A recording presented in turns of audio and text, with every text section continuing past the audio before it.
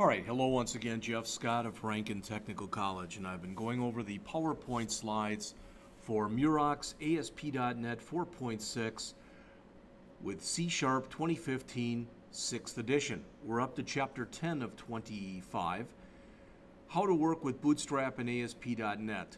And this chapter is a Bootstrap chapter, and interspersed within the chapter, as mentioned in the title here, is how to work with Bootstrap, basically with ASP.NET. So our objectives: use any of the Bootstrap CSS classes and components presented in this chapter in your web apps. Use the Bootstrap theme style or style sheet that you download from Bootswatch in your web apps. Those are our applied objectives. Our knowledge objectives: describe the use of the CSS, Bootstrap CSS classes for working with buttons, checkboxes, radio buttons, images, lists, HTML tables and text. Explain how to use the Bootstrap CSS classes that provide for context. Describe how to use the following Bootstrap components: glyphicons, badges, button groups, button drop-downs, list groups, alerts, breadcrumbs, thumbnails, navs, and nav bars. Explain how the use of the Bootstrap theme style sheet differs from how to use a Bootswatch style sheet, and explain what you need to do with an HTML element on the server. So again, I'm not going to disagree with anything the author says here, but I did want to mention something. Please remember that this particular chapter, if we go out to getbootstrap.com, this chapter is very much based on Bootstrap 3. I've been trying to give you the latest and the greatest, so I have been basing what I'm doing on Bootstrap 4. They're not 100% compatible. So some of the stuff that is in this chapter you might find is a bit different, either in the way you set it up or the way it looks or both or whatever, between Bootstrap 3 and Bootstrap 4. And so remember that if we do go out to, so let's put them both up here so you can see both of them. That again is Bootstrap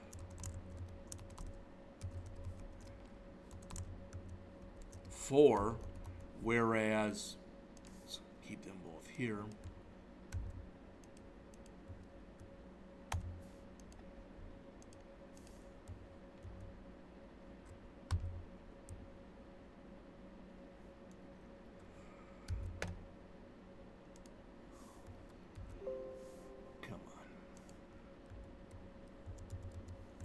That is Bootstrap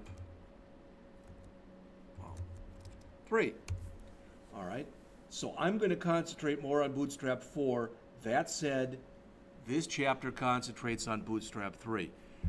In the end, does it matter which one you use? In my opinion, yes, because if the idea is for you to create things that are the latest and greatest and go out there and blow the minds of people that you're going to be applying for jobs for, I think we ought to be using Bootstrap 4.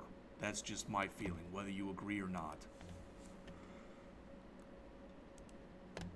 All right, so it says the URL for the Bootstrap CSS class documentation is the same thing. Now, again, with either one of these, so I can click CSS here, and it'll get me to the CSS stuff, or I can go here, and I think it's under documentation, and then CSS. I know that it's here someplace.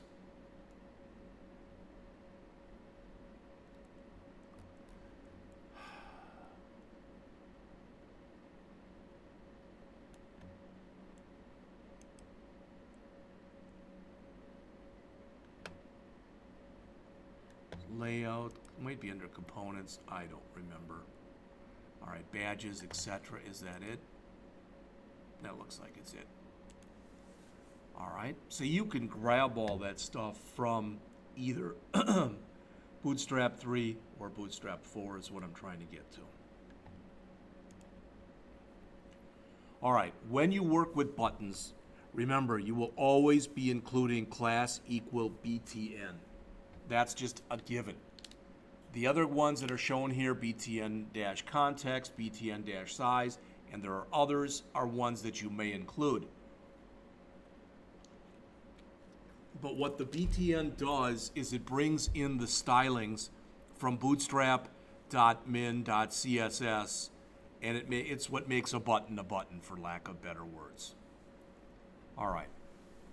So if we look at the examples here, I'm not going to run, and I'm probably not going to put in much. Maybe I should. So let's see. Let's go in, and I guess what we'll do is we'll start up.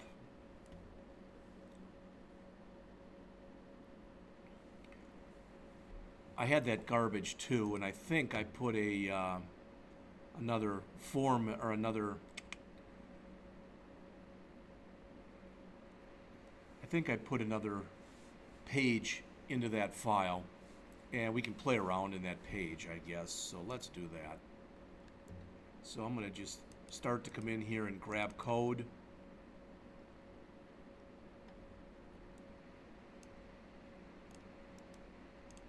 Yeah.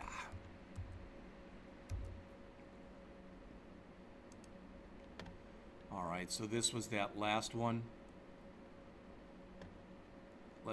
We'll just throw it in here. All right. Now, let's see, what do we have here? Button default. Value enclosed in quotation marks must match. Well, for whatever reason, it doesn't seem to like that being on 2 lines. Nope, that wasn't it. It was missing that. So let's save this. Let's bring this page up, so we will. This looks like our about page that I put it in, which was silly, but that's fine. So let's go to the about page here, and we'll say view in browser.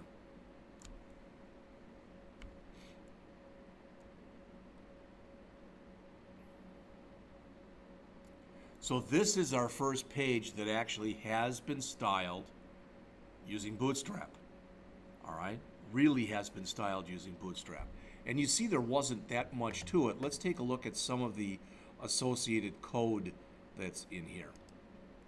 All right, so all the code is right here. Again, notice class equal button.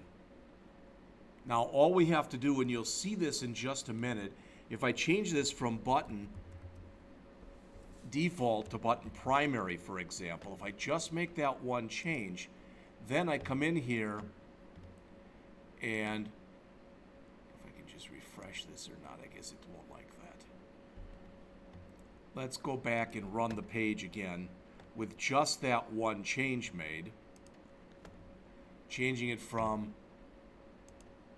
button default to button primary. Now let's open that up. And you can see, okay, I guess it just set the first one for whatever reason, but you see the coloring. All right. Those are what are referred to as the contextual classes that we'll see a little bit later in the chapter. All right, but so we've got button as primary. I guess maybe that one had to be primary also. So any of them that were in here that just said default had to be changed to primary. Okay, but a couple things. Always put the button class in when you're working with buttons. This, of course, would be if the button's supposed to go anywhere. It's also suggested, especially if you're going to use hyperlinks for buttons like we're doing here, that you say role equal button. This helps with screen readers and the like. All right, so you should always do that. But they're showing different kinds of buttons that are set up here. They all look the same. All right. So this was a hyperlink from an A tag. This was a hyperlink control. This was a button control, and that's a link button control. That said, if I send this back to default, and we go back and we run this again, you'll notice that they all look the same. Now, there might be a little bit of difference in the size, but that's based on the text that's in here. But they all act and react the same. That's the key point here. Okay? All right. I'm just going to keep adding content and removing content. This page is probably just as good to use as anything else.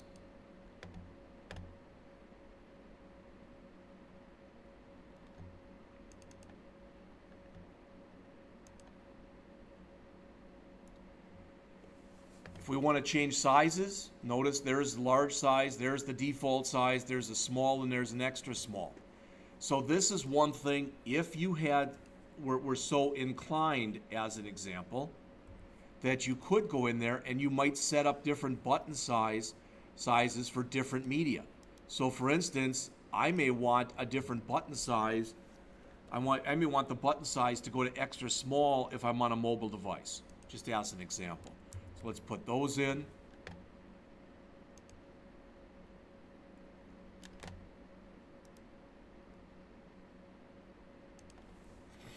And you see, just as what was in the book, the sizes will be different. There you go. Also notice, if you haven't already, doesn't really look very much like it because was nothing basically put in. But there is a little bit of built-in work here. All right, this has been set down to a collapsed menu. The buttons were not styled at all, but this was also styled. So we do have a responsive page, even though it may not totally look like it here. All right, again, the buttons weren't responsive, but basically everything else in here is and was. All right.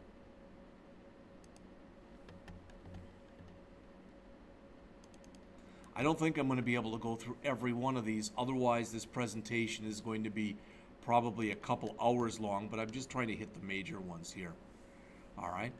Checkboxes, you can have checkboxes, you can have inline. Anytime you see inline, again, the bottom line is it means you're putting them on the same line. So you can have radio buttons and you can disable buttons. Notice that it's disabled here. You really don't notice that much that it's disabled until you put your mouse over it. So here we've got div checkbox disabled.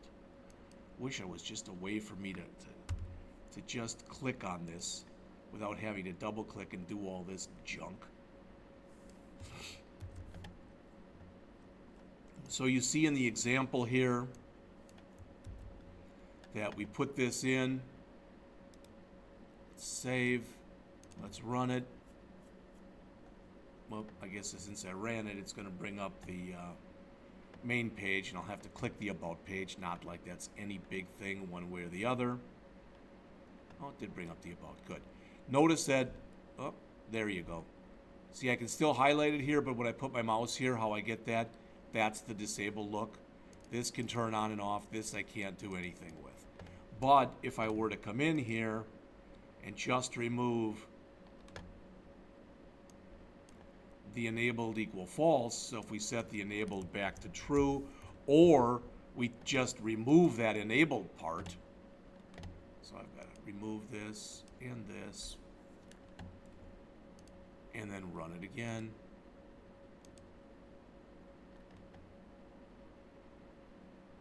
Then you'll notice that it's no longer disabled. See that? Now I can check it. All right. Now sometimes you can run into things when you're using this on small devices if you've got too many of these buttons. Just so you're aware of that. And we'll talk about that a little bit more as we go on. You can already see how much more responsive the page looks. How much nicer it looks. Okay? All right. Stop the run.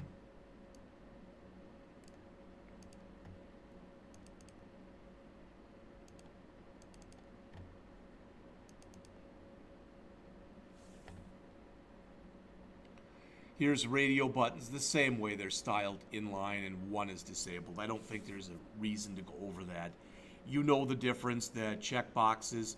I can, in this case, I can choose 0, 1, or both of them. In this case, only one can be chosen at a time. All right. There's a checkbox with default styling, and the author even mentions here. Notice the gap here, and notice there's less of a gap here. Okay, and the author mentions this. It is on the bottom of page 340, where the author says, one final issue with checkbox and radio button list controls is that you can't, nope, that's the disabled class.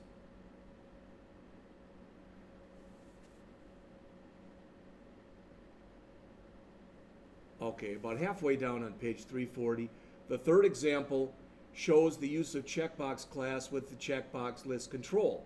Although checkbox lists and radio button lists can be easier to create than individually creating them, they are more difficult to format using Bootstrap. That's because you have less control over the HTML that's sent to the browser when you use the list controls. All right? That's why you had that extra gap that was there. All right. Here we've got the different classes that you have for working with images. And I think we do actually have the Muroc logo, but I'm going to probably have to add that. So let's copy this. Just take a minute to do that. Again, I probably am doing too many of these to begin with, but that's okay. All right, so this is the about. Remove all that. Put in these. Now, if I run this right now, I'm going to get an error because I don't have an images folder. And even if I did, I don't have the Muroc logo in it. So I have to go out. Let's see. On my machine here, I'll have to go out. That's what I wanted.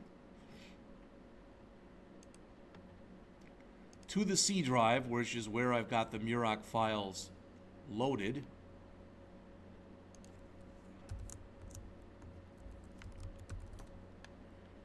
And my folder, student download, book apps. We're in chapter 10. Images, products. Do we have the Muroc logo in here? No. So I think if we jump back to like chapter 1 or 2,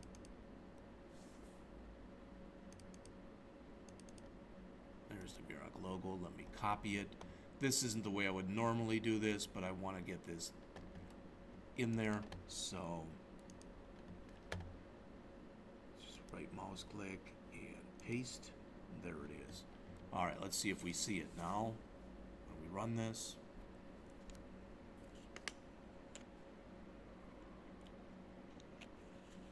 The web server is configured to not list the contents of this directory. Well, that isn't isn't good news.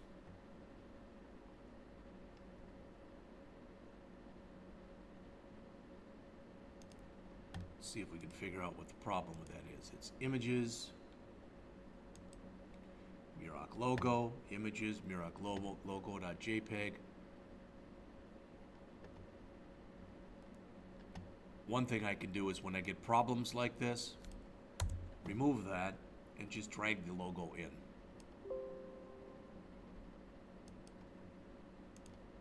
So let's remove the entire thing here.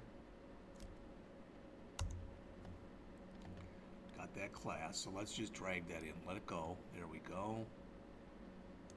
We don't want this. We want that. All right, so let's try to change all those to this one and see if that works.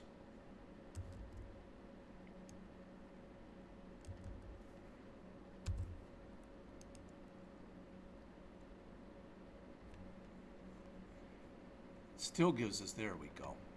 There's the rounded look.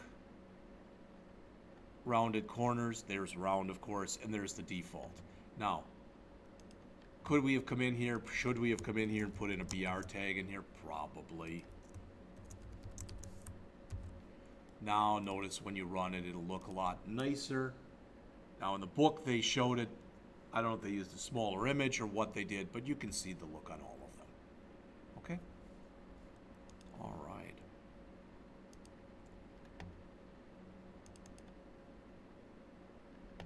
Lists, as it says, these are the classes for working with ordered and unordered lists. There is an unordered list style with any Styling removed, which means get rid of the dots. All right, list style markers. A bulleted list. I do want to show this one because this one is actually used, and they talk about it in the chapter, but they don't really, in this particular example, they don't talk about it too much, but it's discussed later on in the chapter. So let's look at this. Again, everything that you see me doing, I'd recommend that you do. In other words, I'd recommend that you come in here, create yourself just a real simplistic little project. You don't have to make it an empty project where you add stuff. You can just make it the default project, because that's what I did here. This is how you learn to play with this stuff. All right, so let's see, there's the about. There they are. Not like that's a big thing. Now, very little styling, so again, you can see it does not have a nice look and feel to it.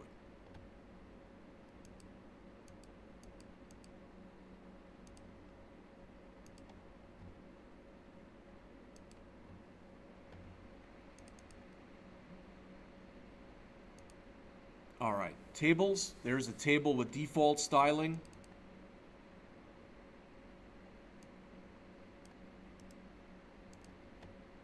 And this actually is worth bringing up. You'll see why in just a moment. All right, there's the table.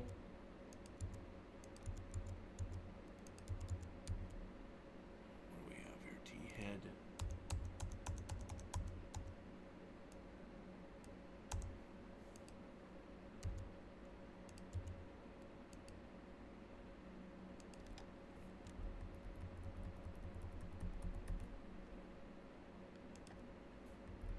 There is a reason for my madness here, so there's a reason I'm showing you all this, and that is the following. Now, I'm going to save this, and I'm going to run it. And you'll notice it should look like what's shown in the book. There is some default styling. The reason we got some default styling is this right here, class equal table. That's what bootstrapped it. When I remove that and run it again, you'll see that it has virtually no styling whatsoever. See that? So just by adding that,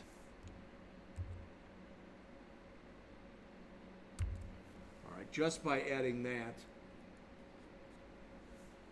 okay, so let's add a couple more classes in here. So we've got table. Let's add table striped, and let's add table bordered, and let's add table condensed to put it in a little smaller format. So we'll save, we'll run this again. Hopefully I didn't make any errors. If I did, you're going to know real fast. All right, so there's the striping. It is condensed. It's a little smaller than it was otherwise. And what you should see also is if you look here, it's responsive by its own very default nature. All right.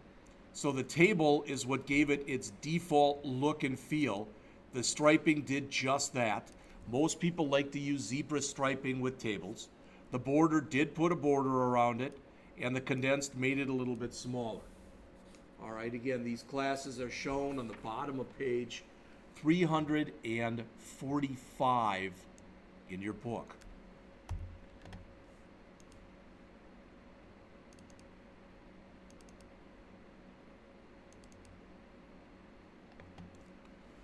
All right. Common classes for text. Do we really have to go over those? I don't think so. Right to right align. All right. Uppercase to uppercase. Center to center. Capitalize to just capitalize the first letter of every word. All right. Left for left justified.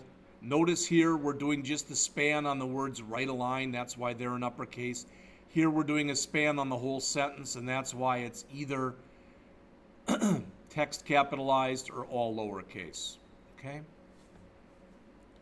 The main contextual classes that you use, now they show them on 349, but the book is not in color. So where you see the primary, etc., okay, all of these, you're not going to see them in color. Success, as it says, is green. Info is light blue. Primary is a darker blue, kind of a royal blue, almost like this. Warning is yellow and danger is red. Even that red is more an orangish red. So as you can see these here. So there's your default. This is also known in some books as a ghost button. Let's run this one.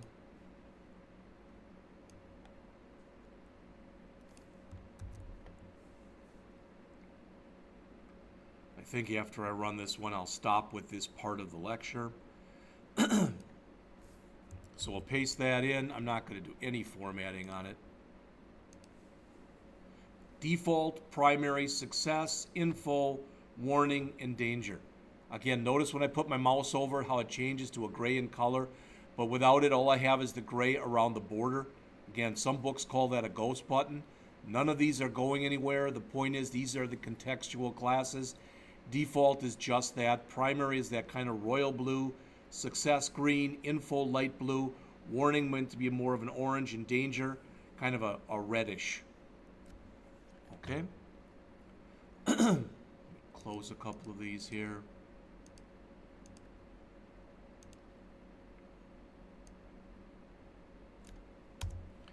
So, I'm already up to 26 minutes. I'm going to stop and continue on. I'm up to page 350 in the textbook, so I'll be back with that in just a couple minutes.